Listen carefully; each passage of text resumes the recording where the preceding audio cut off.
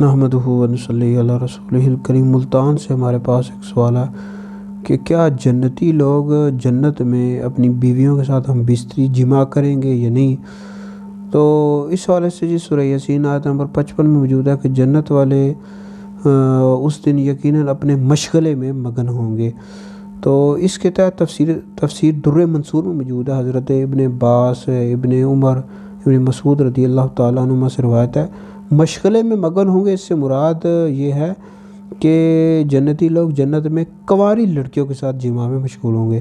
مسند بزاز میں حدیث موجود ہے، نبی پاک علیہ السلام نے فرمایا کہ جنتی لوگ جب جنت میں اپنی بیویوں سے ہم بستری کر چکیں گے تو وہ دوبارہ کنواری ہو جائیں گی، دوبارہ کنواری بن جائیں گی۔ تو ترمذی میں حدیث موجود ہے کہ جنتی جب جنت میں یہ خواہش کرے گا کہ اس کے ہاں اولاد ہو تو ایک ہی ساتھ میں حمل بھی قرار پا جائے گا اور بچہ بھی پیدا ہو جائے گا اور انتہائی عمر کو بھی وہ پہنچ جائے گا، مطلب 30 سال کا ہو جائے گا۔ تو بہرحال جنتی لوگ جنت میں اپنی بیویوں کے ساتھ ہم بستری جماع کریں گے۔